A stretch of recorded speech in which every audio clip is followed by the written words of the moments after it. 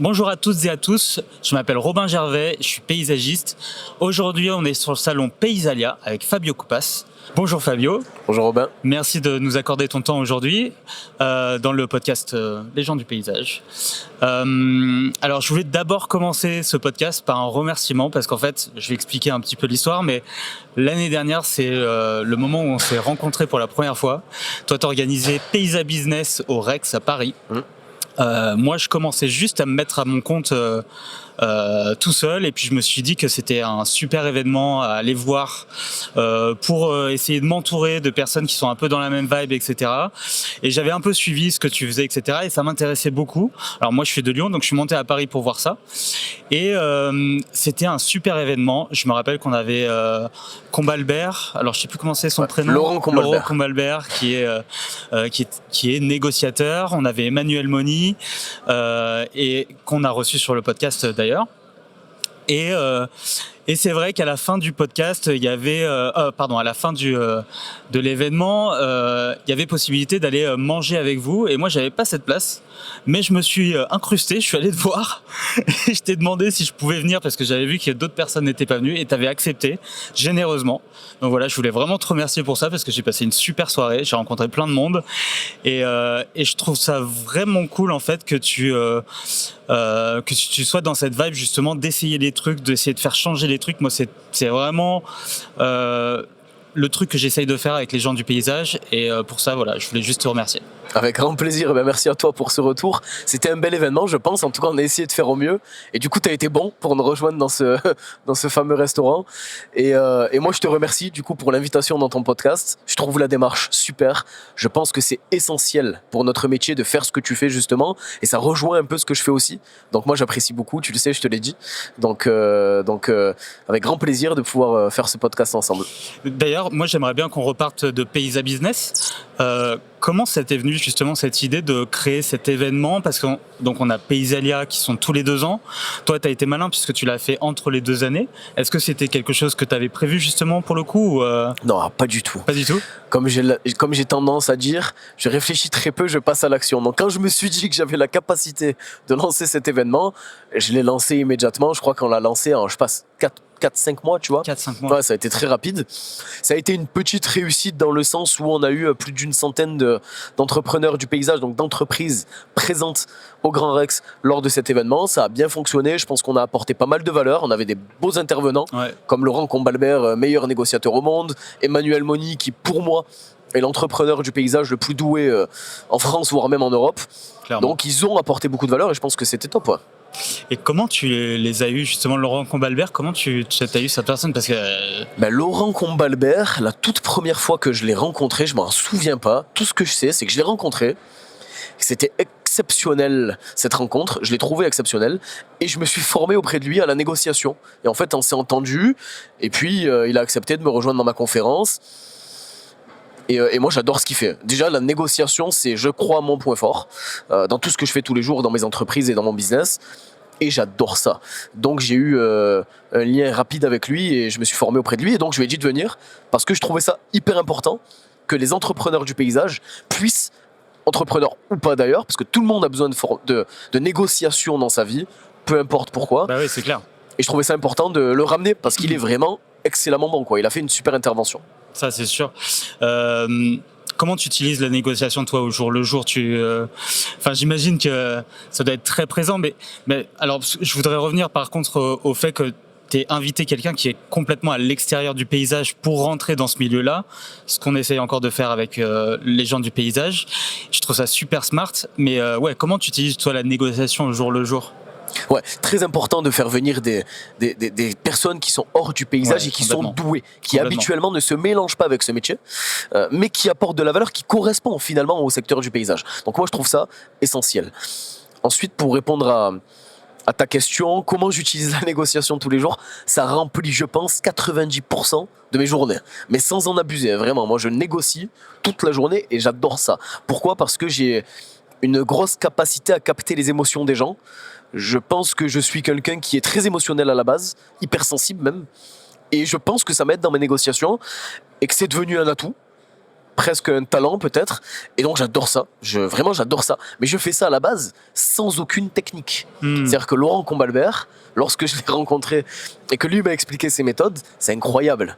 Tout est écrit, la méthode est parfaitement dirigée, maîtrisée, dirigée. Enfin, c'est incroyable. Alors que moi, j'ai toujours fait ça à l'instinct et en impro. Je déteste préparer comme un podcast, une conférence, toujours en impro. J'adore faire de l'impro. Et c'est là où je suis le meilleur parce que je capte les émotions et en fonction de l'intonation de la personne, en fonction de son regard, en fonction de ce qu'elle dit, je vais du coup utiliser la bonne intonation, dire le bon mot, utiliser les bons arguments. Et du coup, je suis bon en négo et je fais ça tous les jours. Je négocie avec mes salariés, je négocie des entreprises, je négocie tout en fait. Peu importe, ouais, tu négocies tout. C'est assez intéressant que tu dises que tu es hypersensible parce que dans l'image que tu donnes, je la vois pas, cette hypersensibilité. Tu vois ce que je veux dire ? Ouais, parce que j'ai changé. C'est-à-dire que j'étais hypersensible quand j'étais jeune. Ouais. Et j'ai été beaucoup détruit, j'ai eu un passé très difficile. Et je suis devenu très fort. Et je suis devenu, même à un moment donné, complètement insensible. C'est-à-dire que j'avais plus aucune émotion, plus rien ne me touchait, j'avais une carapace énorme. Et tel un bulldozer, j'avançais et puis c'est tout. Peu importe ce que pensent les gens, peu importe ce que je ressens, peu importe mes émotions. Et puis petit à petit, en fait, pour en arriver là, j'ai pris le contrôle de mes émotions. C'est-à-dire qu'aujourd'hui, je pense toujours être un hypersensible, mais j'ai le contrôle de mes émotions de manière intégrale. C'est-à-dire que je peux déclencher de l'émotion quand j'en ai besoin. C'est-à-dire que si je ressens qu'il y a le besoin que je sois triste et que je peux vraiment l'être, ben je vais l'être. Mais c'est la réalité, c'est une vraie émotion, mais que je contrôle. C'est un peu paradoxal, mais c'est comme ça que je fonctionne. Et je pense que c'est pour ça qu'effectivement, ça se voit pas. C'est dû finalement au combat que j'ai mené, aux difficultés que j'ai eues, parce que ça m'a rendu insensible. Ça t'a durci. Donc en fait, les émotions, tu les laisses venir plus maintenant. Enfin, tu vois, tu les acceptes ou tu essayes vraiment de les... tout à fait. Parce que... Je les accepte et je les contrôle. C'est là où c'est un peu... Ouais, t'as encore un tout petit peu dans le contrôle. Ouais. Mais déjà, il faut rappeler ton âge. T'as quel âge ? J'ai 23 ans. Ok, t'as 23 ans. T'es hyper jeune. Donc t'as encore du chemin. On a 10 ans d'écart, quand même. Comment t'étais un hypersensible quand t'étais enfant ? Qu'est-ce qui te fait dire ça ? Hypersensible dans le sens où quand j'étais jeune, en fait, sur tout et n'importe quoi, que ce soit la colère, la tristesse, l'amour, toutes sortes d'émotions, je tombais vraiment le nez dedans et ça me rendait extrêmement mal. Moi, j'ai vécu toute une jeunesse horrible en fait, à cause de ça. C'est-à-dire, j'étais toujours triste, toujours trop énervé. Je le vivais très mal. Je me levais le matin, j'avais une boule au ventre par exemple. J'avais peur, je contrôlais pas mes émotions, je savais pas comment allait se passer ma journée, ce qu'on allait me faire, pas me faire, j'avais peur de tout. Trop de sensibilité, trop d'émotions, ça débordait, ça me rendait vraiment mal. Et j'ai donc eu une enfance que j'ai mal vécue à cause de ça. Et en fait, c'est ça qui m'a poussé à avoir ce moteur, qui m'a toujours donné envie d'affronter mes peurs, de justement me montrer que j'en étais capable, me prouver que je pouvais faire plus. Ça vient de cette sensibilité en fait. C'est intéressant. Est-ce que avec tes parents, avec ta famille, vous avez fait quelque chose par rapport à cette hypersensibilité, ou est-ce que toi tu la vivais plus intérieurement et ta famille comprenait pas trop ? Non, intérieurement, personne n'était au courant, à part ceux qui m'étaient très proches le voyaient. Ouais. Mais c'était intérieur. Moi, j'ai toujours tout gardé pour moi. C'est d'ailleurs pour ça que j'en ai beaucoup souffert. Et c'est pour ça que très jeune, je suis parti par exemple du foyer familial, parce que à 12 ans, mes émotions débordaient, je commençais à tout casser chez moi, à péter les plombs ou à pleurer pour eux. Enfin, vraiment, c'était un bazar parce que j'avais une vie compliquée aussi. Dans ma famille, c'était pas facile. J'avais des histoires un peu lourdes. Un petit peu ou pas trop, rapidement, mais par rapport à de l'inceste dans la famille, pas vis-à-vis de moi, mais des personnes extérieures. Et moi, je l'ai observé. J'ai vu des personnes se détruire, des personnes souffrir. Tous les couples qu'il y avait autour de moi, mes oncles, mes si, se détruisaient, des divorces, des ci, des là. Mes parents aussi, premier. L'alcoolisme, la violence. Vraiment, tout ce qu'on veut pas vivre dans une famille, on va dire, était réuni partiellement selon les moments et les âges, quoi. Donc j'ai un peu tout vécu. Et c'est ce qui fait qu'à un moment donné, je pense que moi, j'ai tellement absorbé ça que je suis peut-être devenu une mauvaise personne, en fait, à force d'observer ça. Les énervements, la violence, les émotions qui débordent. Et je l'ai vécu, moi, très jeune. Et en fait, à 12 ans... C'était ton modèle, en fait. C'est ça, exactement, tout à fait. Tu reproduis, dessus, si tu penses que c'est pas bon, tu le reproduis mécaniquement, en fait. Ouais. Et à 12 ans, je me suis dit, tu vois, je m'en rappelle encore vraiment comme si c'était hier. Je sais plus dans quel moment je partais courir, moi, tous les soirs. Quand j'étais pas bien, je partais courir. Je courais 2 heures, 2 heures et demie. J'étais un grand sportif du coup. Okay. J'avais 10, 11, 12 ans, je courais comme un fou. Mais vraiment, j'étais hyper endurant, mais parce que j'avais ce moteur, finalement, de la tristesse, en fait. Et ça l'est toujours aujourd'hui, hein. C'est un vrai moteur, je trouve et je pense. Et en fait, à ce moment-là, je suis rentré de cette course et je me suis dit qu'il fallait que je parte, qu'il fallait que je me retrouve seul, qu'il fallait que je sois indépendant le plus rapidement possible. Parce qu'en fait, j'étais conscient de ce que j'étais en train de devenir, j'étais conscient de ma souffrance. Je me suis dit qu'il fallait que j'en sorte en partant, tout simplement. Et c'est là qu'en fait, 2-3 années après, à 15 ans, lorsque j'ai eu l'argent nécessaire, grâce à l'apprentissage, 500 € initialement, je suis parti et j'ai vécu dans une caravane, quoi. Faut être courageux quand même pour partir avec 15 ans, avec 500 balles. En fait, courageux, oui et non, parce que ça demande du courage quand on a conscience et quand on a le choix, je pense. Moi aujourd'hui, sans être prétentieux, attention, mais je me pense courageux. Parce qu'en toute connaissance de cause, je suis capable de prendre des décisions à grand risque, où je sais que je vais affronter mes peurs, je vais être dans ma zone d'inconfort, et je vais y aller, ça va me plaire. Même le courage est nécessaire pour moi aujourd'hui. À l'époque, c'était peut-être de ça, mais c'était surtout une nécessité. C'est-à-dire, je me sentais tellement mal. En fait, ça pouvait que être mieux. À l'intérieur, ça se voyait pas, personne ne savait, mais à moi, à l'intérieur, ça pouvait que être mieux. Donc je suis parti. Ça a été pire en fait, au début. Et puis après, je me suis construit et c'est ce qui m'a permis d'en arriver là aujourd'hui finalement. C'est ce parcours, quoi. Tout à l'heure, donc tu faisais ta conférence ici à Paysalia et tu parlais de ton mentor qui t'a aidé du coup dans ton apprentissage, si j'ai bien compris. Dans quel sens il t'a aider à avancer, à grandir, ce mentor? C'est pas vraiment un mentor. Moi, j'aime pas trop ce mot et ce terme. C'est plus une personne très importante. Très importante, pourquoi ? Pour plusieurs raisons. La première, c'est qu'elle m'a transmis des choses et des valeurs qui sont pour moi essentielles aujourd'hui à ma vie de tous les jours. Et qu'est-ce que je suis heureux qu'il m'ait transmis ça. Et je m'estime vraiment chanceux. La valeur du travail, la passion d'un métier. Putain, ce qui est essentiel, quoi. Je veux dire, ça m'a permis presque d'être heureux à un moment donné. Il m'a transmis la rigueur, la détermination dans son travail, parce qu'il était toujours déterminé, très fort. Dans le jardin, en tant que jardinier, il faisait pas plus que ça, il était juste jardinier, mais moi, je l'admirais dans ce qu'il faisait. Et ouais, il a été très important, très important. Thomas, ouais, il s'appelle. Est-ce que ça a été ton premier contact avec la nature ? Quel a été ton premier contact avec la nature dont tu te souviens ? Premier contact avec la nature, je pense que c'est quand je courais. Quand tu courais ? Ouais, dans la montagne, dans la colline. Okay. Ça me faisait tellement de bien. Ouais. La nature me permettait de sortir de ce mal-être, entre guillemets. Ça me faisait vraiment du bien. Donc j'ai toujours eu une envie d'aller vers la nature. Ça, je l'ai toujours eu. Par contre, les métiers manuels, le jardinage, bah alors jamais. Pour moi, c'était d'ailleurs une honte de faire ça. Mais j'étais nul. Donc à part faire rigoler tout le monde, à part être le leader, aller me battre, faire en sorte que les gens aient confiance en moi, quand j'étais jeune, je savais pas faire grand-chose d'autre. L'école, j'étais nul. En troisième, par exemple, la fin du collège, j'étais le dernier. J'avais 2 ou 3 de moyenne générale. J'ai été convoqué par la directrice, elle me l'a dit que j'étais le pire. Mais ils me gardaient parce qu'ils m'aimaient bien. J'étais le gars qu'ils aimaient bien parce que mais c'était du n'importe quoi. Donc, du coup, j'ai rencontré une conseillère d'orientation qui m'a conseillé d'aller vers le jardinage. Et c'est là finalement que j'ai démarré. Mais tu savais ce que tu voulais faire ou t'imaginais quoi pour quand t'étais adulte ? T'avais une idée franchement, à l'époque, à part... Parce que moi, j'étais toujours fou dans le sens où, même au collège, on devient conscient. On n'est plus des enfants. On se dit pas, je vais devenir un héros, par exemple. Mais moi, j'avais cette envie-là. Ok, t'avais beaucoup d'ambition directement. Mon héros, de devenir... Toujours. Ça, je l'ai toujours eu. D'être un agent secret ou des trucs. Je voulais faire des trucs exceptionnels, tu vois.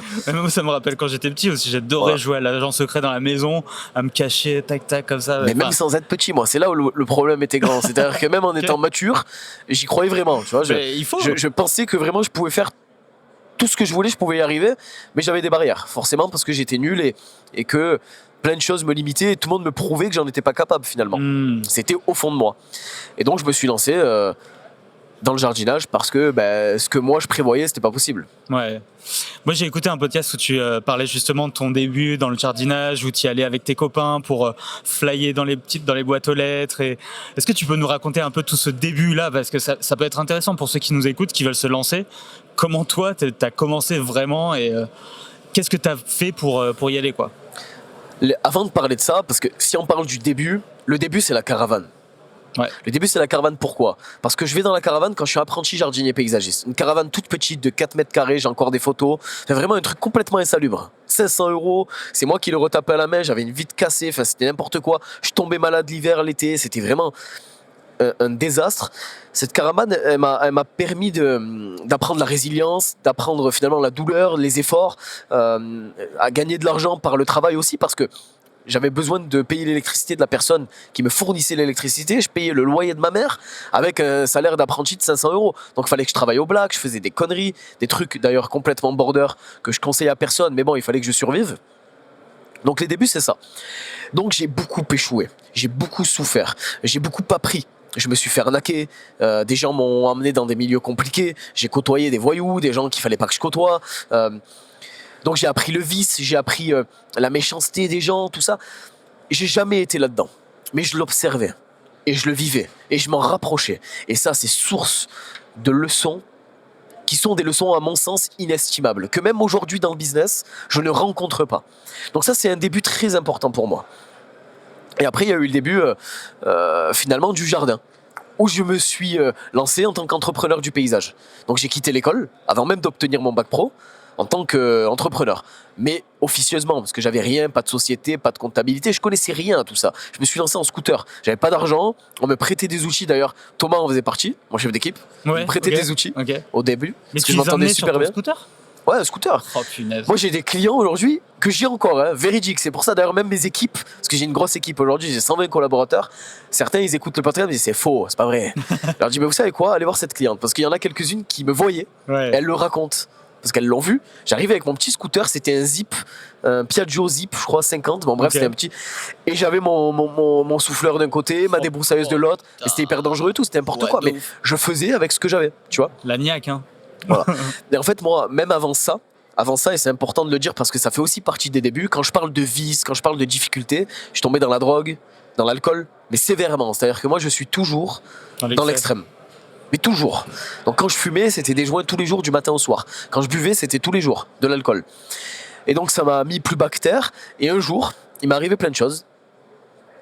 Je me fais voler une moto pour laquelle j'avais économisé, une voiture aussi, je la crache, je suis à 2 doigts de la mort.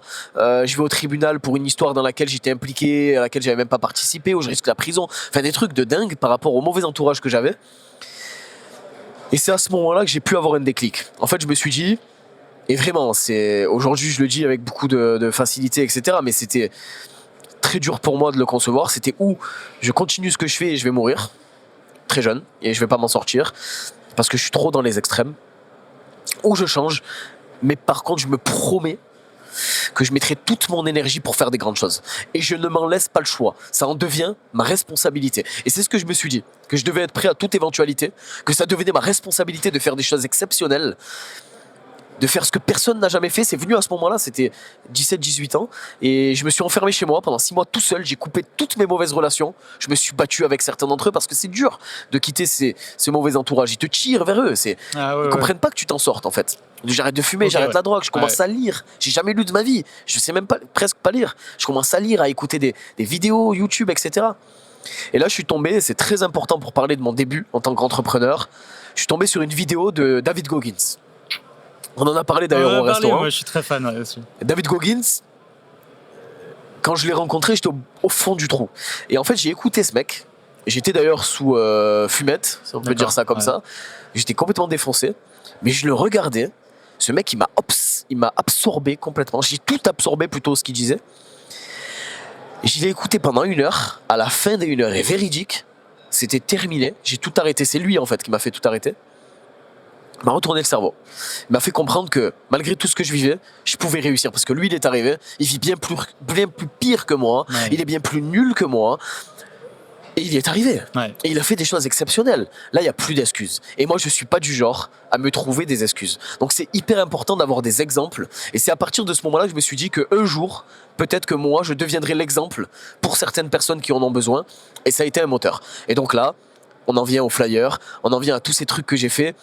À partir de 15-16 ans en fait, mais avant même d'avoir ce déclic, je distribuais des flyers parce que j'avais toujours ce truc de pragmatisme, de conscience, de me dire bon, c'est maintenant ou jamais. Même si je fume, même si c'est pas le moment, même si je suis plus bactère, je peux utiliser mon temps, le mauvais entourage que j'ai. Pour certains, il y en a qui étaient des bons entourages et que j'ai gardé comme amis encore, qui se vexent pas s'ils m'écoutent, mais ce mauvais entourage finalement pour m'aider à me développer. Donc en fait, on sortait, on fumait des joints, mais au final, on rentrait dans les voitures et je prenais des flyers que j'avais imprimés, qui étaient nuls, tu vois, mais on les distribuait dans toutes les boîtes aux lettres, dans les lotissements. Et ça a commencé comme ça. C'était du black au départ, pour travailler le week-end. J'appelais les clients. Et puis à 18 ans, là, j'ai commencé à être dans une démarche plus officielle, où j'ai lu des livres sur le commerce, où j'ai appris l'entrepreneuriat. Et là, ça a accéléré. Mais ça a démarré par ces flyers qui m'ont permis de trouver des clients et qui me faisaient me déplacer chez les clients en scooter. Moi, j'aimerais bien qu'on revienne à David Goggins parce qu'il faut expliquer quand même qui c'est cette personne. Donc, c'est un Afro-Américain qui a vécu des choses terribles dans sa jeunesse, qui était en surpoids. Ouais. Et ensuite, il s'est dit, je veux rentrer chez les Marines. Enfin, je crois qu'il a vécu... il buvait aussi. Il avait ses vices aussi. Mais il voulait rentrer chez les Marines et il s'est vraiment mis une grosse claque pour y aller. Et je crois qu'il est arrivé, il a perdu du poids, il est arrivé, mais lui... Pareil, il a reçu des murs plusieurs fois, il est revenu et maintenant, ce qu'il fait dans sa vie, c'est les choses les plus compliquées. Et il veut vraiment se prouver à lui-même qu'il peut y arriver. Je crois qu'il fait des ultra-trails de 180 km, je sais pas quoi, dans le désert, il fait super chaud, enfin c'est un peu les Américains. Mais moi, j'ai lu ses bouquins, je me suis intéressé à lui quand je me suis blessé au ménisque. Enfin, j'ai eu une opération, du coup j'étais arrêté et j'ai lu ses bouquins. Et je peux te dire que moi aussi, ça m'a retourné le cerveau. Enfin, je me suis vraiment dit, ok, moi non plus, il faut que j'arrête de me trouver des excuses. Parce que je travaillais dans une entreprise, j'étais pas bien, c'était pas ce que je voulais faire vraiment. Moi, j'avais besoin d'entreprendre aussi. Et je pense qu'à ce moment-là, ça a un peu acté aussi le truc où, ok, maintenant, je mets les choses en place pour me mettre à mon compte et me sortir de ça, quoi. Et de vraiment trouver ma voie. Et aussi de me dire, essayons de faire des trucs un peu exceptionnels, comme ce podcast, avec lequel j'ai énormément d'ambition. Donc, ça m'attrape un peu ce que tu dis parce que je comprends tout à fait, quoi. C'est assez intéressant. Il y a un mot en fait qui définit ce personnage, c'est la folie. Il est complètement fou. Ouais. Et en fait, c'est sa folie qui lui a permis de... Parce qu'il est fou, mais fou au sens propre du terme. Ouais. Le mec est capable de courir avec un genou cassé. Il est complètement fou. Et moi, j'adore cette mentalité. Et il puise sa folie dans sa tristesse. Finalement, si on regarde bien, c'est ça. Et plein de champions du monde dans le sport, dans tout type d'art, finalement, puisent dans leur côté force obscur, dans leur côté obscur et dans leur tristesse. Et moi, c'est ce que je fais. Et même, je l'alimente. Ça paraît complètement fou, mais c'est hyper important pour moi. Et je sais que ça l'est pour David Goggins. Et je puise un peu ça de ce personnage. Mais oui, qu'est-ce que j'avais écouté, comme quoi il écoutait justement ses haters en boucle quand il courait pour justement se donner de la force. C'est trop marrant. Quoi. Des gens qui l'insultent pendant 3 heures, il l'écoute pour y aller, ah ouais, motherfucker, et tout, il y va. C'est hyper drôle. C'est une vraie philosophie. Ouais, c'est une vraie philososie, ouais. Qui est très particulière. C'est un peu à l'extrême, mais en même temps... Mais qu'ici, la personne n'a pas peur du regard des gens, n'a pas peur de se sacrifier, n'a pas peur de peut-être pas être heureux. Parce que moi, je suis sûr qu'il n'est pas vraiment heureux au final. Mais en tout cas, je sais que ce mec-là, c'est sûr, quand il se couchera sur son lit de mort, il sera fier de ce qu'il a fait. De l'impact qu'il aura eu. Tu vois. Et moi, c'est pareil. Moi, je cherche pas forcément à être heureux ou je vais pas dire que je vais faire autant de choses que lui, attention. Mais j'estime que je veux vraiment faire des grandes choses. Je veux vraiment faire ce que personne n'a fait. Aujourd'hui, j'ai que 23 ans. Je sais qu'un jour, je marquerai l'histoire. Je sais pas comment. Je sais pas si ça sera juste en France ou au-delà. En tout cas, je ferai tout, quitte à en mourir, pour y arriver. Et peut-être que je serai pas heureux, tu vois, peut-être que je connaîtrai pas le bonheur, peut-être que j'aurai pas de famille. C'est pas grave, parce qu'en fait, mon objectif, c'est pas celui-là. Et c'est pas parce que la norme fait que on doit avoir une famille, on doit avoir des enfants pour être heureux, que tout le monde doit faire ça, en fait. Chacun doit suivre, finalement, la destinée qu'il a envie d'avoir. Et moi, c'est pas celle-là, par exemple. C'est pas la norme du tout. C'est laisser une trace, impacter les gens et faire ce que personne n'a fait. Finalement, c'est très égoïste. Pour me prouver à moi-même que j'en suis capable, et finir en étant fier. Peut-être que je changerai d'avis plus tard, tu vois. Il y a quelqu'un qui change pas d'avis, mais moi ce que David Goggins m'a beaucoup inspiré pour ça. Ouais, ça je comprends. Mais ce que je trouve intéressant, c'est que toi au début, donc comme on disait au début de ce podcast, t'étais très fermé et bloqué, alors que maintenant j'ai l'impression que tu t'ouvres un peu plus à tes émotions. Moi j'ai 33 ans, t'en as 23. Je pense que tu vas découvrir des choses au fur et à mesure. Et peut-être que en fait, ce que j'aime bien, c'est que ton discours, il est assez punchy, tu vois.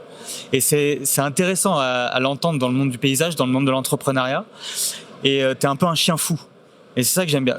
Comment tu te définirais à l'époque quand tu te sentais fermé ? Qu'est-ce qui te dit... Enfin, quels sont les exemples qui te disent que t'étais un peu comme ça à ce moment-là, quand tu te lançais, etc. Tu t'es fermé, tu me disais... Parce qu'en fait, tout le monde était contre moi. Aujourd'hui, c'est facile d'être ouvert, ou parce que certaines personnes applaudissent, aiment bien, vantent mes qualités, que j'ai peut-être pas d'ailleurs, mais vantent des qualités. Avant, c'était pas le cas. Avant, personne croyait en moi. À part quelques membres, peut-être de ma famille ou des très proches. Ouais. Mais je les écoutais même pas, ça. C'était que moi, mes peurs, et les gens qui voulaient me mettre des bâtons dans les roues, parce que personne voulait que je sorte de ce dans quoi j'étais. Donc forcément, t'es fermé, tu te renfermes, mais ça a un bénéfice de se renfermer autant. C'est que du coup, t'es tout seul. J'étais vraiment tout seul. Et donc, j'ai appris à me connaître. J'en parlais tout à l'heure dans la conférence que j'ai fait. Ouais. Le plus important, je pense, pour n'importe quelle personne, c'est d'apprendre à se connaître. Et finalement, t'apprends à te connaître quand ça va mal, quand t'es seul, quand tout le monde est contre toi, parce que c'est toi face à toi-même, toi face à ton miroir, finalement, à tes défauts, tes qualités, tes forces, tes faiblesses. Et ça, c'est super important.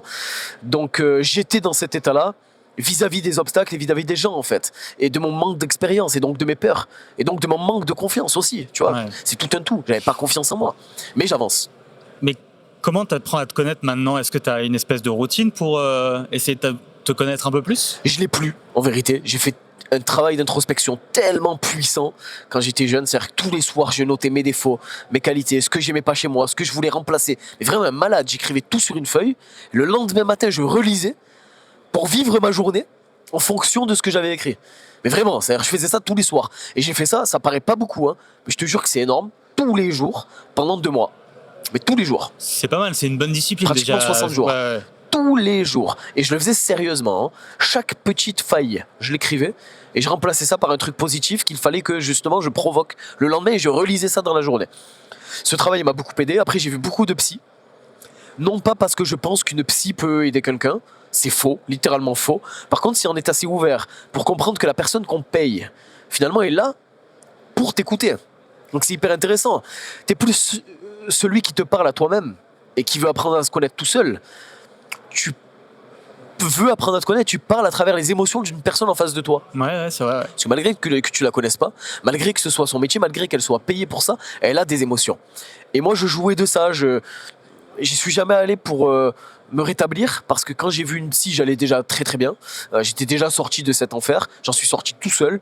Et j'aurais pas voulu voir une psy pour en sortir. Par contre, par curiosité, par envie d'apprendre à me connaître, envie d'apprendre à connaître la psychologie, parce que pour moi c'est un élément super important en tant qu'humain, peu importe ce qu'on fait, je suis allé voir beaucoup de psy. Et j'y allais chaque semaine. Et j'en ai vu 5 par semaine à un moment donné, pendant 2 semaines. J'en ai choisi une que je préférais et j'y allais chaque semaine, tu vois, pendant 1 an et demi. Là j'ai arrêté, par exemple, j'en vois plus du tout. Et aujourd'hui, pour revenir à ta question, je fais plus rien pour apprendre à me connaître, mis à part des petits travaux d'introspection quand j'échoue ou quand je réussis quelque chose, ou, tu vois, mais pas plus. Mais en vérité, ça me manque, j'en fais pas assez. J'en parlais dans la conférence tout à l'heure, je me remets en question en ce moment parce que je fais plus assez ce travail. J'ai perdu les bases. Parce que du coup, ce que je fais aujourd'hui, pour moi, c'est facile. J'ai des compétences, des connaissances, beaucoup plus qu'avant. Ouais. J'ai beaucoup plus de facilité. Alors qu'avant, il fallait que je puise en moi une force pour y arriver. Parce que je n'avais rien. Aujourd'hui, je l'ai, donc c'est plus facile. Ouais. J'ai plus besoin d'aller creuser en profondeur. Mais il faut le faire. Et il faut pas oublier que la base, c'est d'apprendre à se connaître et de faire les choses en fonction de soi et de qui on veut devenir. Parce que apprendre à se connaître permet de savoir où il faut qu'on aille, mais permet aussi de savoir qui on veut devenir. Et ça, c'est ce que les gens oublient, parce qu'il y en a qui veulent apprendre à se connaître et qui font en fonction de qui ils sont. Mais tu peux changer, en fait. Moi, je suis hypersensible. Aujourd'hui, je suis dur. Aujourd'hui, je peux faire n'importe quoi, ça ne me touche pas. Pourtant, j'étais hypersensible. Avant, j'avais pas de confiance en moi. Aujourd'hui, j'estime, quand je me lève le matin, je suis confiant. Alors, le soir, quand je rentre chez moi, je perds confiance et je remets en doute et en question tout ce que je fais. Mais ça, c'est dans mon intérêt. Mais on peut changer parce qu'on se connaît. Tu vois ? C'est important de le dire. Comment tu puises justement dans tes peurs pour aller plus loin ? Parce que c'est ça un peu ton fuel, c'est de ce que j'ai compris. Ouais, aujourd'hui, tu vois, c'est intéressant. Aujourd'hui, j'ai plus de peur. C'est incroyable de le dire comme ça, mais j'ai vraiment plus aucune peur. Moi, j'ai pas peur de la mort, j'ai peur vraiment de pas grand-chose. Et en fait, ça m'angoisse. Non, mais ça m'angoisse parce que... C'est le mindfuck, en fait. Parce que ma plus grande peur à l'époque, c'était... en fait, c'était de ne plus avoir peur, parce que ma peur, c'était mon moteur. Quand j'avais peur, j'avais envie d'y aller. Ça me donnait une énergie que les autres n'avaient pas. Tu vois, c'est super important, ça. Quand le mec, il va lancer son entreprise, il a plus de moyens que moi. Moi, j'ai peur. J'ai peur de tout, de perdre, de là où je suis, j'ai peur de moi, de tout en fait. Donc je vais me battre 4 fois plus que lui. Et il pourra pas m'égaler. Et il pourra pas me suivre. Parce que justement, je puisais là-dedans. Aujourd'hui, je l'ai beaucoup moins, mais bon, du coup, de plus avoir peur me fait peur, donc je l'ai toujours, tu vois, mécaniquement. Mais t'as l'angoisse parce que t'as gagné beaucoup de choses, et du coup, tu te dis, mais est-ce que t'as encore la niaque pour aller plus loin ? Il y a plus de stress. Tu sais, avant, par exemple, je sais pas, conférence tout à l'heure, j'avais pas de stress. Et en fait, avant, le stress d'aller dans une conférence faisait que, putain, je réfléchissais, je faisais un travail d'introspection, je me demandais ce que les gens allaient penser, donc j'allais chercher en profondeur. Là, j'y suis allé en impro, tu vois, j'ai fait le truc. Ça veut pas dire que je l'ai mal fait. Non, pas du tout. Mais je vais pas aussi loin qu'avant, tu vois, et ça me fait un peu peur, parce que j'ai l'impression du coup que je relâche et que je suis dans une zone de confort. Mais l'avantage, c'est que j'en ai conscience. C'est clair. Et d'en avoir conscience. Et de le dire surtout. Hein. Voilà. Ouais. Tu vois, et donc ça, c'est encore les travaux d'introspection que je fais aujourd'hui, par exemple. Tu vois, t'en as l'exemple là, par exemple. Ouais, c'est intéressant. La France entière t'a connu grâce à Qui veut être mon associé. Comment ça s'est passé, Qui veut être mon associé ? Qui veut être mon associé ? C'est une longue histoire parce que c'est pas une opportunité que j'ai saisie, mais une opportunité qui n'existait pas, que je suis allé créer. En fait, j'ai vu cette émission à 18 ans, j'ai candidaté 3 années, les 3 années j'ai été refusé, et la dernière, celle où je suis passé, j'ai trouvé le numéro d'une journaliste grâce à un partenaire qui avait été appelé, enfin vraiment, je me suis promis que j'allais y passer, tu vois, vraiment, je m'en suis fait la promesse. Et normalement, quand je me fais une promesse, j'y arrive toujours. Parce que je suis prêt à crever pour y arriver. Tu visualises le truc et tu te dis, en fait, vraiment, je suis prêt à crever pour y arriver. Ça paraît gros, mais presque quoi. Tu vois, vraiment, c'est à tout faire pour y arriver. Tu voulais tout donner pour y aller. Tout. S'il fallait user de mon temps, vraiment, c'était mon objectif. Et donc, j'ai trouvé le numéro d'une journaliste. Je l'ai appelée. Elle voulait pas me récupérer parce que c'était plein, c'était trop tard. Je l'ai convaincue. J'ai eu la productrice. Je l'ai convaincue aussi. J'ai réussi à passer. Et on a été un des passages les plus vus et revus en replay. Il y a eu un gros buzz. Tu vois. Comme quoi, je n'étais pas du tout destiné à passer dans cette émission, j'y suis arrivé. Il suffit d'avoir envie, en fait. Il suffit d'avoir envie. Et j'aime bien, d'ailleurs, je parle d'envie, j'aime bien la citation de, rien à voir, mais de Jacques Brel, qui dit que avoir l'envie de faire quelque chose crée le talent. Et je trouve ça, mais tellement vrai. J'ai eu tellement envie de passer dans cette émission que j'en ai eu le talent d'y arriver et d'être un des meilleurs des passages. Alors que pas du tout initialement, mais parce que j'en avais une envie viscérale. Voilà. Donc là, j'ai peut-être sauté une étape, mais toi, tu as créé Coupas Jardin, du coup, un peu plus professionnellement à 18 ans. Ensuite, tu as voulu créer, du coup, Comin Gaia. C'est pour ça que tu es passé sur Qui veut être mon associé. Il me semble, enfin, moi, j'avais vu pendant la Paysa Business que tu avais essayé de trouver du financement un peu à droite à gauche, mais c'était compliqué. Et finalement, tu l'as eu avec Anthony Bourbon. Est-ce que tu es encore en contact avec lui d'ailleurs, ou pas trop Il y a 2 questions. Du coup, la première, vis-à-vis du financement et des levées de fonds. J'ai levé ma première levée de fonds à 19 ans pour Comin Gaia. Je n'avais rien. J'avais 5-6 personnes dans mon entreprise du paysage, ou peut-être une dizaine. Et j'ai levé 300 000 euros contre 20% des parts d'une entreprise qui n'existait pas. C'était une idée sur un bout de papier, Comin Gaia, à cette époque, faut le dire. Dans un bureau poussiéreux. Parce que pareil, j'en avais l'envie de lever ces fonds. L'envie, encore une fois... presque autant que de vivre. Et donc, j'en ai eu le talent, encore une fois, tu vois, on revient là-dessus, mais c'est super important, le talent de convaincre la personne de financer mon entreprise. Alors que vraiment, franchement, jamais j'y aurais cru, tu vois, avant ça. Et donc ça, c'est ma première levée de fonds qui m'a montré que tout était possible. Je me suis prouvé, putain, c'est incroyable, on peut lever 300 000 euros et j'y suis arrivé. Putain, c'est ouf quand même. C'est fou, dans mon village de merde, dans les Alpilles, où personne lève des fonds, où il n'y a pas d'entreprise, pas de start-up, il n'y a rien. Et moi, paysagiste, je lève 300 000 euros, alors que j'ai jamais eu d'oseille, contre 20% d'une entreprise qui ne marche pas, qui n'existe pas. Enfin, c'est incroyable. C'est incroyable. C'est sûr. Bon, au début, ils voulaient 80%. C'est une négociation, tu vois, ça a duré. Je dis que je suis bon en négo, t'as vu ? Oui, quand même. C'est clair. Mais tu vois, c'était à l'instinct. Et après, donc, émission Qui va être mon associé, où je lève 200 000 euros auprès d'Anthony Bourbon. D'accord. Et ensuite, ça se suit, et je lève 500 000 euros auprès d'un fonds d'investissement. Et puis, je lève des fonds auprès d'un business angel privé. Puis, je rachète des entreprises et je relève des fonds avec des personnes qui rachètent l'entreprise avec moi. J'en ai racheté une dizaine cette année. Putain, 10 cette année. Environ, ouais. Au total. Pas que dans le monde du paysage, hein. J'ai racheté des applications, restaurants, plusieurs choses.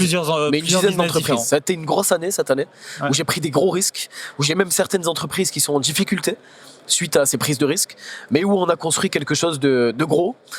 Et j'ai quand même rempli mes objectifs, malgré le fait que j'ai échoué quand même durant le parcours, tu vois.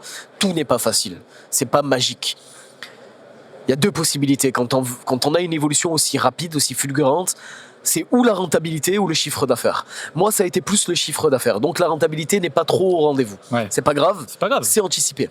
Tu vois, certaines boîtes qui sont très rentables, d'autres qui perdent de l'argent. Mais l'objectif de construire quelque chose de gros est atteint. Donc toi, tu veux construire un empire. C'est pour ça que tu t'es alors diversifié dans d'autres entreprises. Ouais, je me suis diversifié parce que je m'ennuie très vite. Comme je le dis, je suis drogué à l'adrénaline. J'ai besoin de faire des choses. Je m'ennuie trop vite. J'ai besoin de risquer dans un domaine que je connais pas. J'ai besoin de comprendre d'autres choses. Je m'ennuie trop vite, vraiment. Et c'est contre-productif. Il y en a plein qui disent oui, mais tu te défocuses, tu te disperses. Mais c'est littéralement faux. Apprenez à vous connaître. Pour la plupart des gens, c'est ça. Pour moi, c'est l'inverse. Moi, d'avoir d'autres business, ça m'a procuré une énergie de fou pour continuer dans le paysage. Parce qu'en fait, ça m'a redonné de l'énergie, ça m'a redonné de l'envie, d'aller dans d'autres business qui sont différents de celui que je connais. Bah après, peut-être que ce que Arthur voulait dire dans la conférence où il faut se focus sur quelque chose, c'est peut-être quand tu commences. Bien sûr, essentiel. Quand tu commences, il faut se focus sur un truc, deux grand maximum, quoi. Même pas, c'est un truc. Il faut sortir l'entreprise de terre. Il faut pas faire plein de petits business à côté. Ouais. Mais quand tu arrives à ton niveau où tu as déjà un business qui tourne, voilà, et après tu peux aller te diversifier. Du coup, ça m'intéresse, t'es allé sur quel genre de business Restauration. Bar d'ambiance. Ah ouais. Là, je suis en train de récupérer un rooftop. On va faire un genre de truc à cocktail. Des milieux finalement complètement différents. Des applications. Là. Dans l'intelligence artificielle, j'ai récupéré la majorité d'une entreprise qui fait de l'intelligence artificielle. J'ai récupéré une entreprise qui, avec un associé qui l'a construit initialement, qui s'appelle Shopalize, qui est un dérivé de Shopify. Tu vois, des trucs complètement différents, mais qui me plaisent beaucoup parce que ça m'apprend des choses d'un point de vue business et je délègue l'opérationnel. Donc c'est pas une perte de temps. Moi, je me concentre sur le paysage, qui est mon métier de prédilection et mon métier de cœur, on va dire. Mais je peux faire d'autres choses. Grâce aux humains et grâce au fait de fédérer des personnes qui, eux, sont plus compétents que moi dans leur domaine. Tu vois, et c'est comme ça qu'on réussit finalement à se disperser intelligemment en gardant le focus là où la priorité doit être. Comment tu t'es dit que tu allais justement aller sur d'autres business comme ça Quel a été le moment ? Est-ce qu'il y a une opportunité qui s'est créée ou toi, tu es allé la chercher Toujours des rencontres. Ouais, c'est les rencontres. Toujours des rencontres. Moi, j'ai la particularité de ne pas avoir de passion. À part le paysage qui en est devenu une, moi, initialement, je ne trouve pas de passion. Aujourd'hui encore, je n'en ai pas. La seule, peut-être, c'est peut-être la négociation. Alors ça, c'est peut-être une passion. Ah, mais j'adore ça. Je pourrais passer mes journées à négocier, mais même des négociations tendues, je pourrais faire ça toute la journée, toute la nuit. Je crois que c'est la seule passion, peut-être, que j'ai découvert récemment. Sinon, j'ai jamais eu de passion. Donc à chaque fois que j'ai fait quelque chose, comme le paysage grâce à cette rencontre, la conseillère d'orientation ou mon chef d'équipe, les autres business, c'est des rencontres également. Le restaurant, c'est parce que j'ai rencontré un chef cuisinier qui avait la capacité, donc j'ai cherché et donc j'ai trouvé un resto. Le bar d'ambiance, pareil, j'ai rencontré une personne hyper compétente là-dedans, donc j'ai ouvert un truc. Les applications, même chose, j'ai rencontré des gens exceptionnels, des génies dans leur domaine, qui avaient besoin d'un mec qui gère le business, j'ai récupéré la majorité des parts et je les aide. Tu vois ? Toujours par des rencontres et souvent, du coup, de l'humain, en fait, finalement. Ouais. Quand tu as commencé un peu à voir tout ce que tu voulais, parce que j'imagine qu'à un moment, ça a dû tu t'es aperçu qu'enfin, tu avais accompli un peu tes rêves par rapport, j'imagine, à Coupas Jardin. Non. Tu les as pas tous accomplis, mais tu as quand même atteint une espèce de niveau qui s'est dit putain, j'en suis là, quoi. Est-ce que tu as fait un peu des folies ou est-ce que ça t'est un peu monté au cerveau ? Et est-ce que tu t'es senti un peu plus... trop puissant Non, ça c'est important de le dire parce que moi je sais que des fois avec l'ambition on peut paraître prétentieux ou parce qu'on est confiant, etc. Mais en réalité, moi j'ai quand même un manque de confiance en moi dans la vérité des faits, tu vois. Je doute beaucoup, je me remets beaucoup en question, je suis jamais fier de moi, je suis jamais content d'une réussite, ça ne me satisfait jamais, je suis complètement insatiable dans tout ce que je fais. Et c'est important de le dire parce que j'ai jamais eu, je pense, la tête dans les nuages, quoi, à dire ah ça y est, j'ai réussi. Franchement, jamais. Et encore moins aujourd'hui. Parce que j'ai racheté des boîtes qui aujourd'hui sont en difficulté et c'est moi qui suis au front. Et c'est moi qui appelle les fournisseurs en leur disant on va échelonner sur tant de mois. C'est moi qui appelle les salariés pour leur dire ce mois-ci on va avoir du retard sur le salaire. On va pas pouvoir vous régler ou ça va mettre plus de temps. C'est moi qui dois les licencier parce que financièrement c'est difficile. Parce que j'ai racheté tellement de boîtes qu'il y en a 2 qui sont en difficulté. Et tu savais ça à la Et base? c'est moi qui m'en occupe.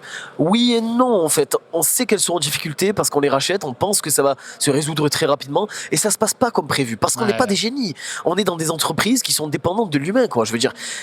Et ça remet les pieds sur terre. Et là, tu comprends que, en fait, non. Les certitudes que j'avais hier sont plus les mêmes qu'aujourd'hui. J'en ai beaucoup moins.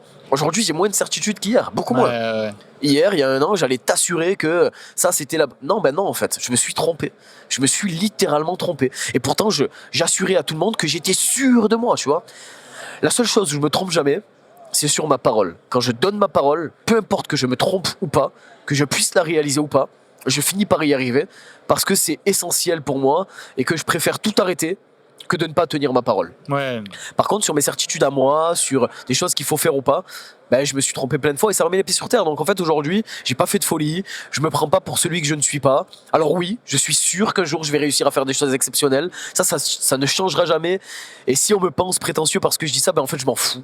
Parce que putain, moi, je suis juste un jeune gars à la base qui a mal vécu sa jeunesse et qui a envie de faire de grandes choses et qui est prêt à se sacrifier pour ça, à prendre des risques que d'autres ne sont pas capables de prendre, à faire les sacrifices que d'autres ne veulent pas faire, à avoir les responsabilités que d'autres ne veulent pas, à être écrasé à certains moments par terre, au bord de l'agonie, pour réussir en fait. Donc, finalement, je pense être en capacité à avoir le droit de dire ça et de penser ça, tu vois. Ouais. Mais je garde les pieds sur terre. C'est très important.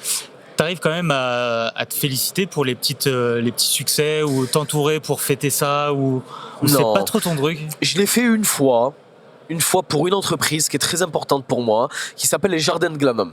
Les jardins de Glanum. Je l'ai racheté il y a 2 mois, c'est très récent. Ah ouais, ok. C'est une boîte qui faisait 4 millions d'euros de chiffre d'affaires l'année dernière. Une boîte qui était à l'équilibre et qui commençait à perdre de l'argent au moment où je l'ai racheté.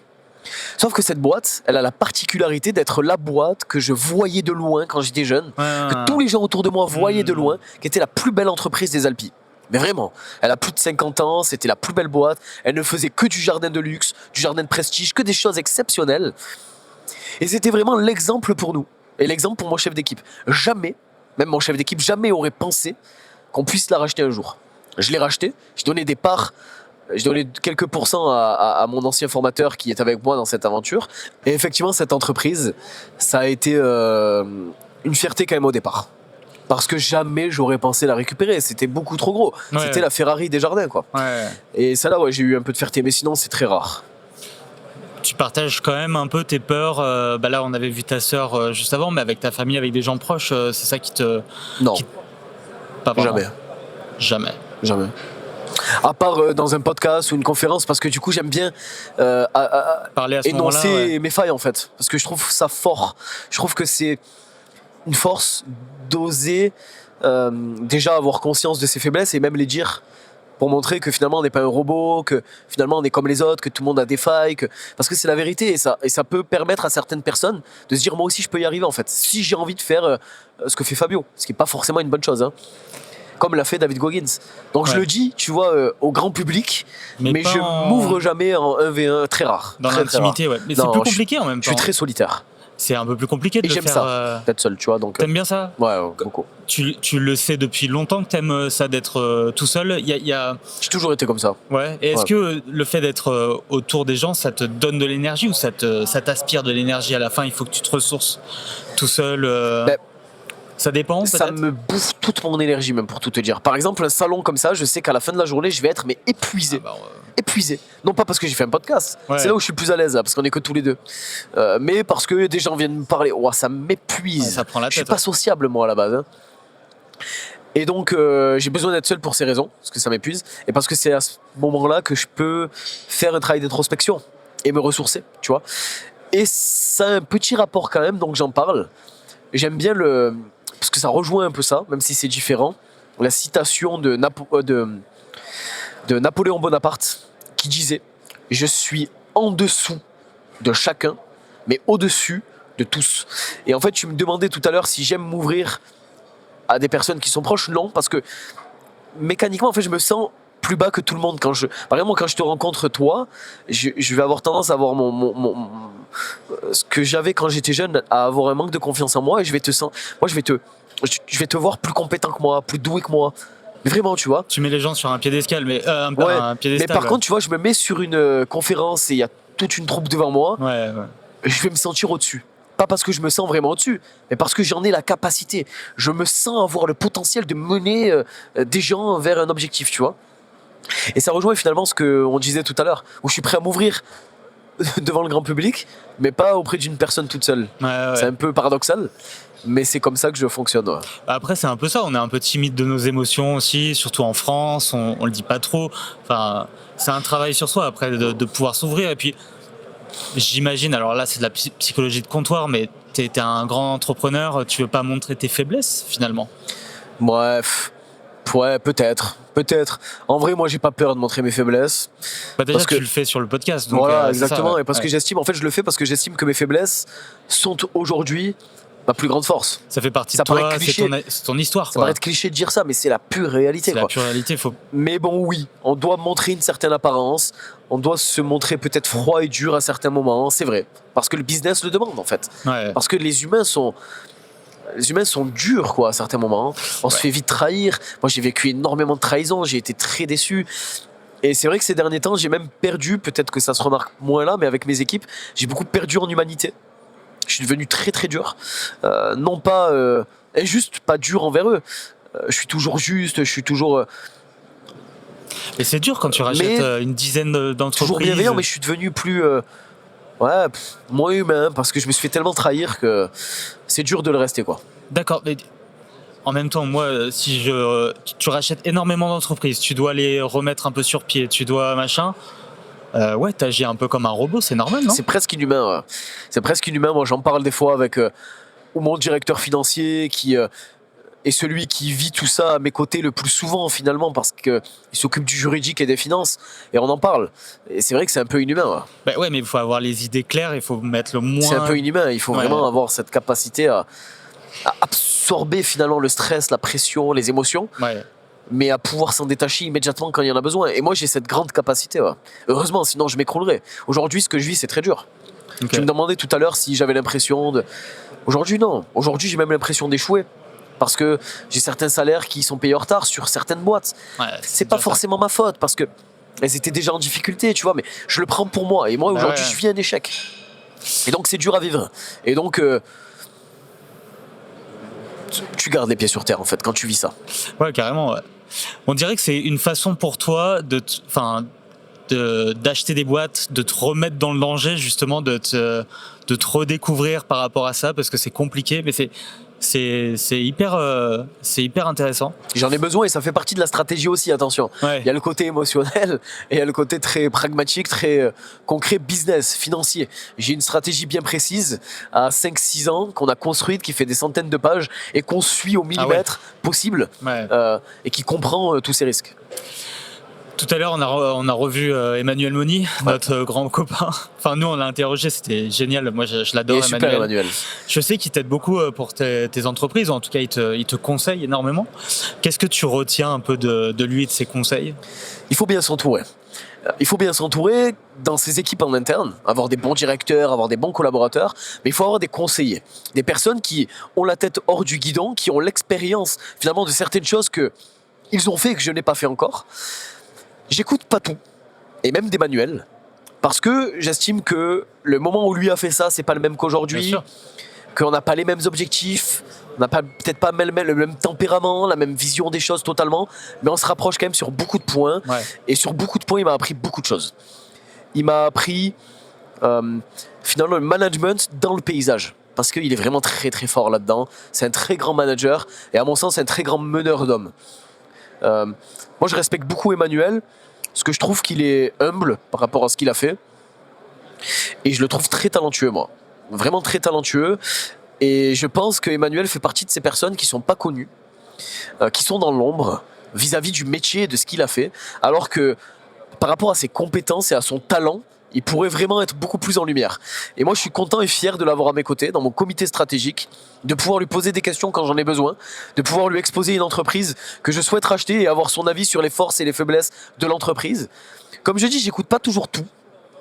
Et je pense qu'il le sait que moi, j'ai mon caractère. C'est normal, oui, il nous l'a dit. Mais je pense qu'il sait aussi que c'est une de mes forces. Mais il m'aide énormément. Ouais. Et je lui suis redevable parce qu'il m'a beaucoup apporté. Ouais. Ok. Est-ce que tu en as d'autres comme ça, des conseillers Ouais. Le plus gros, c'est Emmanuel, pour être franc, parce que dans le paysage, je parle. Le reste, ça le concerne pas et je mélange pas tout. Mais dans le paysage, même s'il pourrait m'aider sur le reste, dans le paysage, je pense que le meilleur que j'ai à mes côtés, en tant que conseiller, c'est Emmanuel. Parce qu'il est vraiment très fort. Okay. Moi, j'estime que c'est un des plus grands dirigeants du paysage en Europe. Ouais. Pour moi, c'est un des meilleurs. C'est mon avis, je connais peut-être pas tout le monde, mais il est très fort. Et ouais, c'est celui qui m'aide le plus. Après, j'ai Anthony Bourbon dans les contacts, le réseau, peut-être un peu la stratégie, mais il est pas du métier, c'est différent. Ouais, j'ai d'autres personnes, Mes équipes, certains sont des opérationnels, mais aussi des conseillers, parce qu'ils sont forts dans les conseils qu'ils peuvent m'apporter. Ma famille aussi, ma sœur par exemple, elle m'apporte des bons conseils. Pas du tout business, complètement à part. Mais ça rejoint toujours le business. Parce que toute ma vie, tout ce que je fais est lié à mes business. Voilà.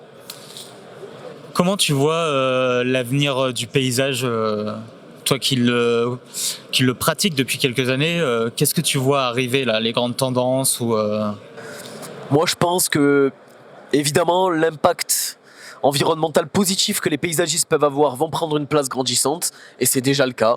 L'écologie, tout ce genre de choses, c'est des valeurs et c'est des éléments qui sont essentiels à notre métier et à la société de manière générale. Donc je pense que ça, c'est quelque chose qui va être mis en avant. Je pense aussi que l'intelligence artificielle dans nos métiers va très grandement s'implanter. Je suis bien placé pour le dire parce que j'ai des boîtes du paysage et j'ai une entreprise dans l'intelligence artificielle qui construit des schémas autour de l'intelligence artificielle. Et je pense que l'argent aussi va s'implanter de plus en plus dans le monde du paysage. C'est déjà le cas, mais va se démocratiser. Et je pense qu'en France, de plus en plus, l'entrepreneuriat va se démocratiser et va être plus facile d'accès et dans les métiers du paysage, parce que déjà, je veux y participer.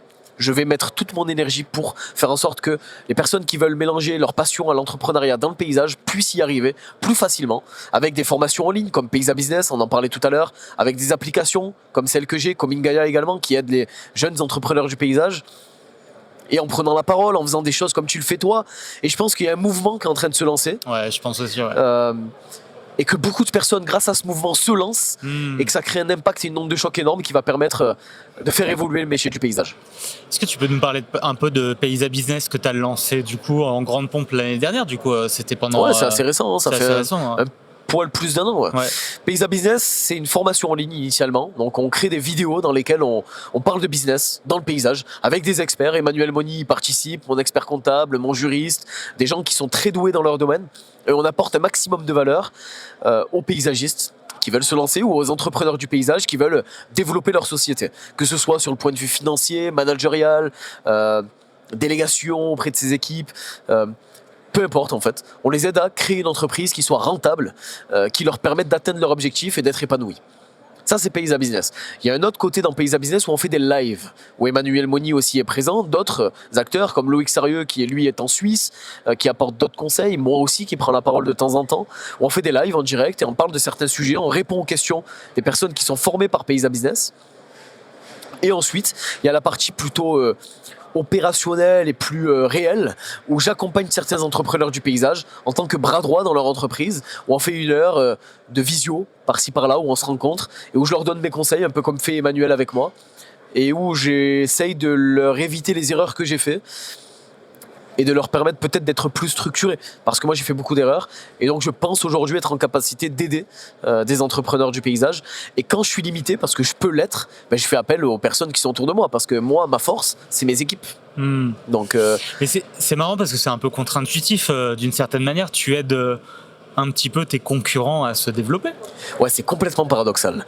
D'un côté, je construis un empire, le mien, dans les Alpilles et autres, parce que j'ai récupéré et je me suis associé dans une boîte à Quimper, vers Paris, tu vois, un peu partout en France. Et dans un autre sens, j'aide aussi les entrepreneurs du paysage à se développer. Parce que dans la finalité, ce que j'aimerais faire, c'est créer un réseau dans lequel les personnes peut-être que j'ai accompagnées vont me rejoindre, mes entreprises à moi vont y être aussi, et où on va créer quelque chose de fort ensemble pour une vision plus large et une cause plus grande, comme celle de participer à l'évolution du métier.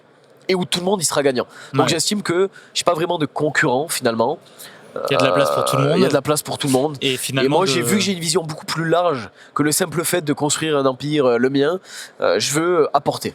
C'est important pour moi, c'est quelque chose qui m'anime et c'est un vrai moteur. Donc finalement, je mélange les deux. C'est un peu compliqué des fois d'ailleurs, mais j'y arrive pour l'instant. Okay. Quel avenir tu vois pour Coming Gaia alors ? Est-ce que tu peux juste en parler un petit peu ? Parce qu'on n'a pas présenté cette entreprise, mais... Bien sûr, avec plaisir. Et c'est celle que tu présentes en plus en ce moment-là. On a un stand aujourd'hui pour Coming Gaia. On présente aussi Paysa Business, mais sans stand. J'ai juste des collaborateurs qui sont là. Coming Gaia, c'est une application qui permet de mettre en relation particuliers et professionnels du paysage. Et c'est une marketplace qui permet aux professionnels du paysage de trouver des clients et de bénéficier finalement pour les professionnels d'un logiciel intuitif, facile d'accès, qui coûte rien, qui est gratuit, pour piloter leur entreprise. C'est pour les petits entrepreneurs, ou alors ça touche les grandes entreprises qui ont besoin d'utiliser le crédit d'impôt pour leurs clients, pour les particuliers.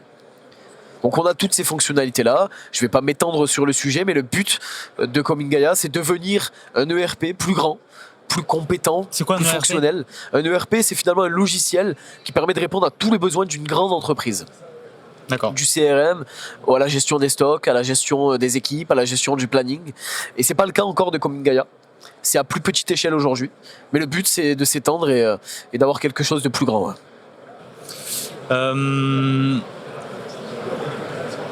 Pour toi, c'est quoi être libre ? Pour moi, c'est quoi être libre ? Être libre, pour moi, c'est être en capacité de devenir la personne qu'on souhaite, en fait. La liberté, pour moi, elle n'existe pas, mis à part celle que je viens de définir, c'est-à-dire devenir la personne qu'on veut devenir, et y arriver. Et ça, c'est être libre. On n'est jamais vraiment libre, si on prend le sens propre du terme. Moi, je suis en prison aujourd'hui. C'est une prison que j'ai choisie, parce que je suis prisonnier de mes salariés, prisonnier de mes entreprises, prisonnier de mes banques et de mes banquiers qui me traquent tous les jours. Donc je suis en prison, mais je l'ai choisi. Et c'est ça la liberté. C'est choisir la prison dans laquelle on veut exercer. Non mais c'est vrai. J'adore, c'est trop drôle. Mais oui, c'est ça. Ouais, c'est ça. Mais c'est la choisir. Ouais. C'est un peu ça, ouais. Je pense. Et tu penses que tu as choisi la bonne là, en ce moment ? Ouais. Je suis pas forcément là où je veux être, mais c'est des étapes à passer. Et il faut comprendre que être libre, c'est pas faire ce qu'on veut faire tout de suite. C'est faire des sacrifices d'abord pour atteindre l'objectif ultime. Tu vois, c'est pas aussi facile que ça. Moi, j'aime bien la vision de Luffy, le roi des pirates dans One Piece. Tu vois, le mec, il va se sacrifier, il va faire des choses folles pour atteindre un objectif énorme de devenir le roi des pirates. Mais on voit bien qu'il est libre sans être libre, en fait. Il est libre, oui, parce qu'il affronte les lois, parce qu'il fait tout ce qu'il veut faire, il suit le mouvement de personne, il suit pas la norme. Mais il est en prison parce qu'il est traqué, parce qu'on le recherche, parce que... Et c'est un bon exemple. C'est pareil pour un entrepreneur, c'est pareil pour un gangster, c'est pareil pour un artiste, c'est pareil pour un sportif. On est dans une prison, mais qu'on choisit. Et je pense que c'est ça ma définition de la liberté. Ouais. Qu'est-ce qu'il penserait le Fabio, le jeune Fabio en te voyant aujourd'hui ? Je me suis jamais posé la question. Je pense qu'il dirait simplement, c'est bien, continue, t'es sur la bonne ligne, quoi. Continue à être résilient, continue à être déterminé, continue à te sacrifier. Parce que finalement, ce que je fais aujourd'hui, c'est un peu pour le jeune que j'étais avant, quoi. Tu vois, c'est ça qui me permet d'avoir l'énergie tous les jours de continuer, ouais, je pense. Qu'est-ce que tu vois pour l'avenir pour toi ? Enfin, t'as encore très très faim, je le vois. Mais est-ce que tu as un objectif défini pour dans 10 ans, dans 20 ans ? Ouais, c'est dur. Hein. Pareil, ça fait cliché parce qu'en ce moment, il y a beaucoup de personnes qui le disent. Mais moi, je pense que financièrement, c'est au moins d'atteindre le milliard. Ok. Ouais, je suis sûr que je vais l'atteindre. Ah ouais ? Ah ouais, certain. Parce que je ferai tout pour y arriver. Ok. Je sais pas à quel âge, hein, mais j'y arriverai. Ensuite, c'est de ne pas oublier pourquoi je fais ça. Je fais ça pour moi, par égoïsme. Je fais ça parce que je veux laisser une trace. Mais je fais surtout ça parce que depuis que je suis jeune, j'ai des gens autour de moi qui ont des combats. qui sont pour moi nobles, respectables, magnifiques. Des combats qu'on ne peut pas remplir sans argent, sans pouvoir.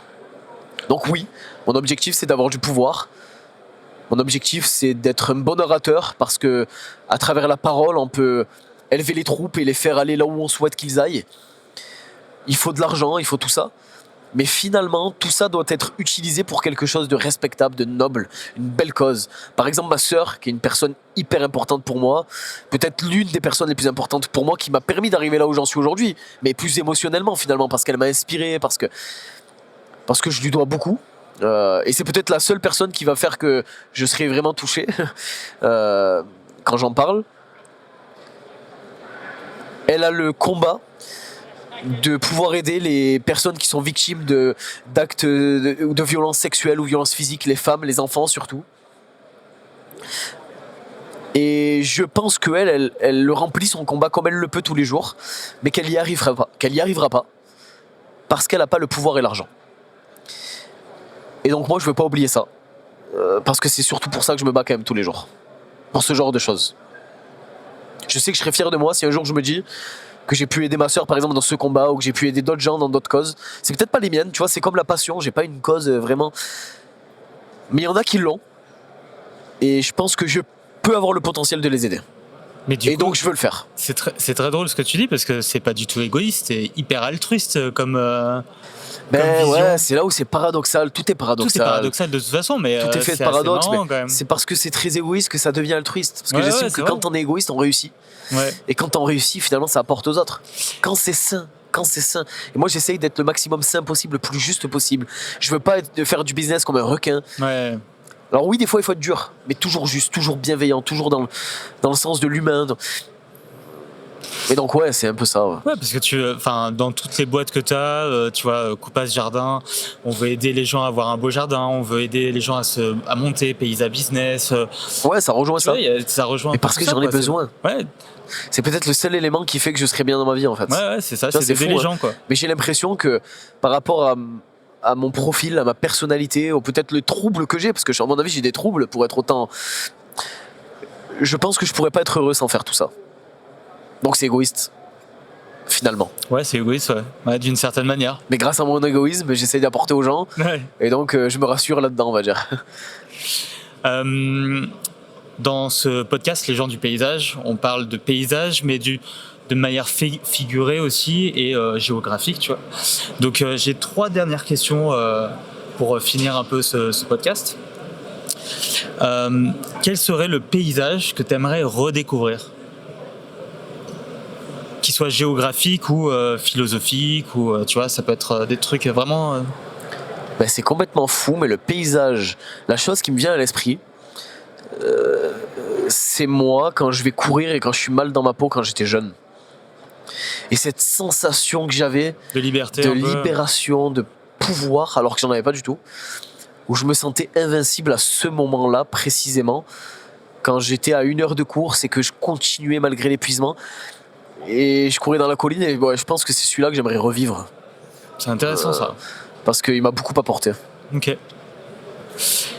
Quel autre paysage t'aimerais quel paysage t'aimerais découvrir ? Découvrir ? Ouais.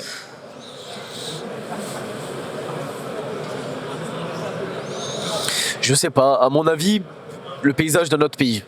Peu importe lequel. Ça fait tellement longtemps que j'ai pas voyagé. La dernière fois que j'ai voyagé, je crois que j'avais peut-être 7 ou 8 ans. Je suis parti en Sardaigne parce que c'est mes origines. Depuis, je suis pas parti une seule fois de la France. Et les seules fois où je suis parti de mon village ou de mes Alpilles, c'est pour aller à Paris pour le business ou ici à Lyon pour le business. Donc peut-être découvrir un paysage différent de celui de la France quand j'en aurai le temps. Parce que pour l'instant, je ne me l'accorde pas. Ah ouais, tu te l'accordes pas parce que tu pourrais prendre le temps quand même d'aller visiter ce que tu as envie de visiter. Ouais, mais pour l'instant, j'en ressens peut-être le besoin, tu vois. Mais ça m'est pas nécessaire. Et ça me ferait perdre du temps, donc je le fais pas. Mais je pense que je me languis de découvrir d'autres paysages. Ça me ferait du bien de partir de là où je suis toujours resté. Ça te permettrait pas de poser un peu le truc? Ouais, ça pourrait apporter du bon, mais je vais le faire. C'est prévu, pas pour tout de suite, mais c'est prévu. Ok, bon, bah cool. Et la dernière, quel est le paysage que tu aimerais faire découvrir aux autres? Le paysage que j'aimerais faire découvrir.